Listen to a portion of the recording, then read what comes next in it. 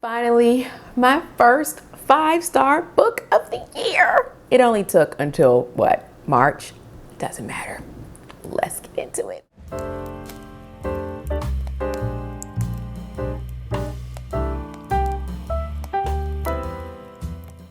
Hello, hello, hello. My name is Nakia. Welcome to my channel. We are here to discuss the books that I read and yes, DNF'd in the month of March. I wouldn't be me if I didn't DNF. I would love to get through a month and not have any DNFs, but just hasn't happened yet. So anyway, I have, as I said in the intro, a 5-star book, a 3-star book, and 2 DNFs. So wouldn't you like to know what they are? I think you would. Let's do it. But first, I want to thank anyone who has donated to my channel recently. I truly appreciate it. I have a new release that I'm planning to read in the month of May, because if you haven't seen, my April is already planned by my daughter. I will link it here in case you haven't seen it. But for May, I do have a new release I cannot wait to get to.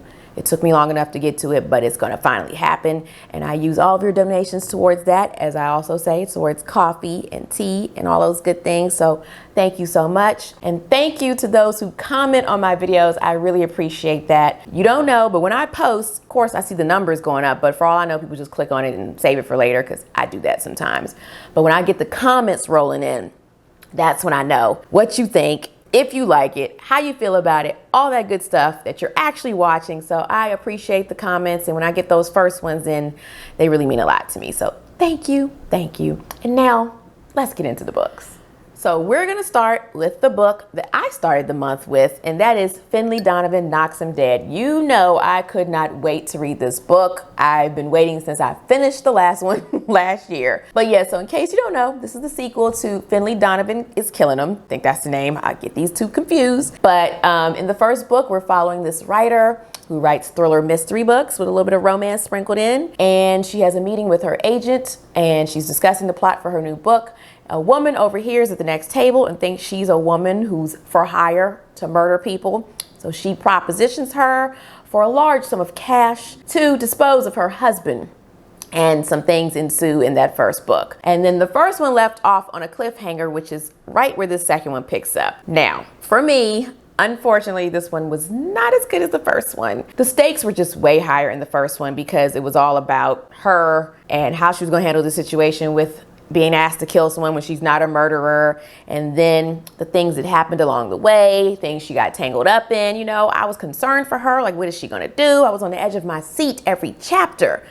This one was more, you know, I don't want to give anything away, but she was just dealing with someone else's problem, let's say that. And I just didn't find that as interesting. Like I said, the stakes weren't high enough. This person that she was dealing with, those of you who read the first book, you know, but for those of you who haven't, this person that she was dealing with, I didn't care as much about them.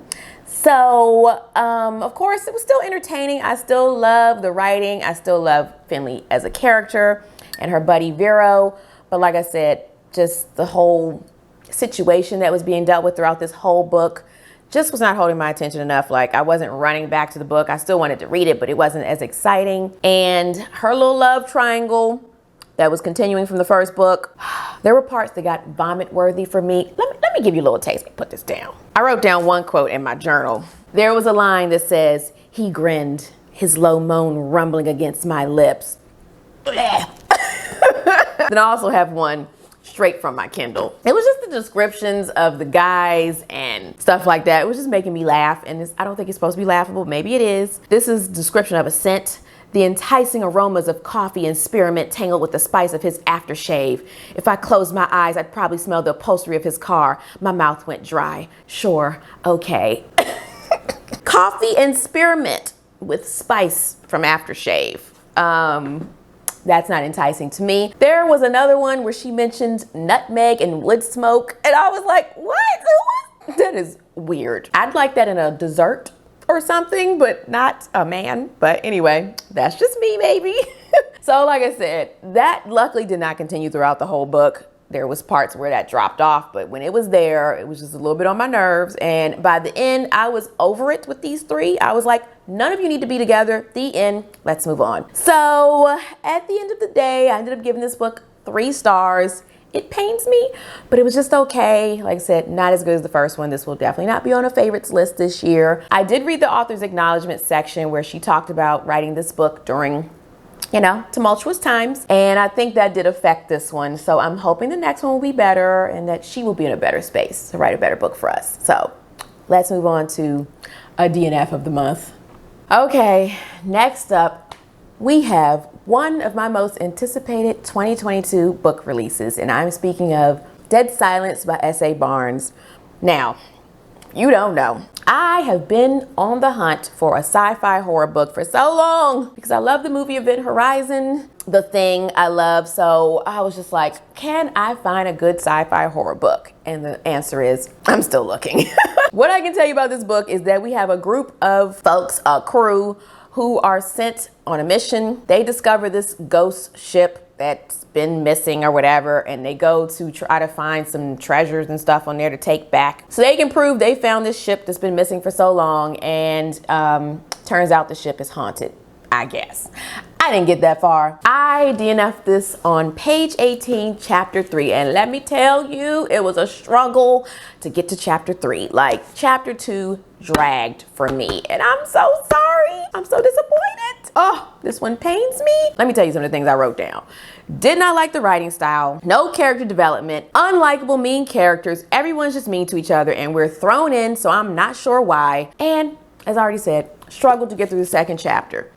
As I said, I just didn't care for any of these characters. I didn't even know anything about them. As I said, we were just thrown in, no setup, no nothing. I was even getting confused of who was who because everybody's being called by their last name. I believe the main character, the synopsis says her name is Claire, but I didn't even realize when we were reading from her perspective because I couldn't tell, and she was being called by her last name. And I have proof of some of this meanness, this dialogue that I was just like, what is going on here? This is in chapter 2. Page 8. Hey guys, Lourdes says, I think I've got something. Yeah, Kane, it was nothing, Voller says, mocking. If Kovalik here wants to become a permanent resident of K fucking middle of nowhere 147, whose business is, I glared him. That is not what I was. Shut up, Voller, Kane says at the same time. I'm the designated medical. Who wants to get into her crazy pants, Voller offers. In shock, I go still. Watch your mouth, Kane says sharply. And I could go on and on and on. I could flip to other pages. There's more of that. Like, it was just so much arguing. I was like, I thought you guys were supposed to be a team. I'm confused. And then, like I said, I got to chapter 3. There was none of the scary suspense, none of that. That's not even the point. I didn't need that from the jump. I just was not invested, and it was dragging me down to get through this book. Like I said, I couldn't even get through 2 chapters. So unfortunately, as I said, DNF. This seems to have people divided. It seems to have more negative reviews than positive. You can do your own research, decide for yourself, but this just was not for me, and I am so disappointed. God damn it, why? Let's move on. And then next, another disappointment. This one I was disappointed in, but not as much as Dead Silence because I was only reading this for book club selections. And I'm speaking of The Paris Apartment by Lucy Foley. And I was reading this for the Book Troop, which is Gabby Reed's book club, and the Literally Dead book club, which is run by Kayla at Books and Lala. So as I said, this one I wasn't really sure. It was on my list of 2022 anticipated book releases, but I wasn't like super excited. This one, short and sweet. There's this young lady. She goes to visit her brother in Paris at his apartment, as the title of the book says. She gets there. He is missing. And all of his neighbors end up being suspects, and she starts investigating, trying to figure out what happened to her brother.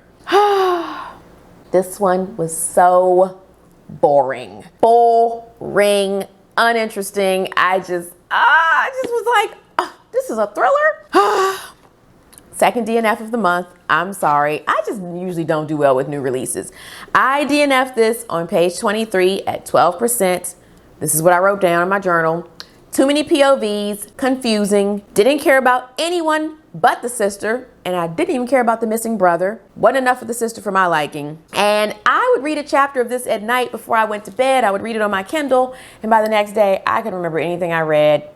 didn't care. Like my daughter was like, you didn't tell me anything about the book. I was like, there's nothing to tell. I don't really know what's going on. Like I said, it just goes from one neighbor to the next, to the next, to the next, and you just don't get any backstory. It just drops into them and their thoughts about something, and you're just like, what is going on here? And I wasn't interested. I just didn't care. As I said, I was only interested in the sister because it's her brother and she's the one that's going to be investigating, but we didn't get as much of her as I would have liked. And again, I didn't care about any of these other folks, so it was a struggle to get to where I got. And I was like, we're putting this down. I'm not going to force it. So, like I said, DNF, I'm sorry. Couldn't do it. But we are going to end on a high note. Let's get to my first 5-star book of the month. I actually just finished this book before this video. Let's talk about it. This book made my month. Thank the Lord. I am pleasantly surprised. I chose this book for middle grade March, and I saw it in Kayla Books and Lala's video where she read 2021 Booktuber favorites. And I was like, all right, I'm gonna give this a try. And I'm so glad I did. And I'm speaking of Amari and the Knight Brothers. Always gotta look to make sure you can see it. Oh my goodness. I love this book from page 1 to page 408. Just warmed my soul. Let me just tell you a little bit of what it's about. We are following, of course, main character Amari, and her brother is missing, her brother Quentin. A lot of people believe he's dead, but she does not. Then one day she finds a ticking briefcase in her brother's closet, and it has an invitation for the Bureau of Supernatural Investigations summer tryouts. And she's like, okay, what is this? I don't want to spoil a lot of things, but I'll just say, of course, she ends up going, and she's new to this whole world of magic and everything, so we're experiencing everything with her for the first time, and this just gave me everything I needed with magic in a book. This is what I was looking for in the Night Circus that I did not get. We have duels, battles. It also has a mystery because she's trying to figure out what the hell happened to her brother. Like, she's like, I'm gonna go to these tryouts because if this is what I gotta do to find my brother, then she gets there, discovers she has powers, and there's a whole lot more to the story. Like I said, I just loved it. I loved Amari. I just wanted to stay in this world. The magic in here just tickled me. It just, oh, so imaginative. I loved every bit of it, all the characters. There's a twist at the end that I did not see coming. I thought I had it figured out, and then I was like, oh, wait a minute. And then it came, and I was like, you got me, you got me. I cannot wait for book 2. I cannot wait. Like I said, this is just so much fun. It's a page turner. Most of the chapters are short. There are some longer ones, but there's just not a wasted page. It was just so well written, so well developed. I don't know what else to say about this book. I teared up at the end. Tear didn't drop, but I got misty. It was so sweet, the ending. And like I said, I can't wait for book 2. I don't know what else to say.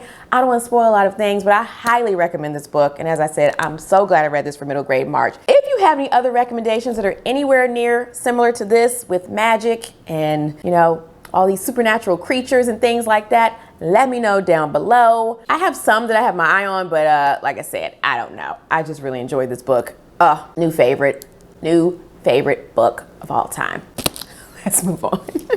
So there you have it, ladies and gentlemen. There is my March wrap up. I only finished 2 books, but they were pretty good. But like I said, it was worth it for my 5-star book, new favorite book of the year so far. This is like my Project Hail Mary book. Like I said, just special place in my heart. Anyway, like I said, let me know in the comments if you have any recommendations of anything that's similar to Amari and the Knight Brothers, middle grade preferably. But if you have any other YA adult books with magic, let me know. Also, let me know in the comments if you read Dead Silence or The Paris Apartment or the Finley Donovan book. Let me know what you thought about them. I'm curious to know because, yeah, I don't know how people are feeling about these books right now. It seems to be people are divided. With Finley Donovan, it does seem like most people don't think it was as good as the first one, but we still enjoyed it. That's the consensus. And if you don't have a comment for any of these, you can leave me any kind of blue emoji, anything to do with magic for Amari and the Knight Brothers, a moon, any of those things, because that was my favorite book of the month. You already know. And as always, ways you can support my channel are linked below.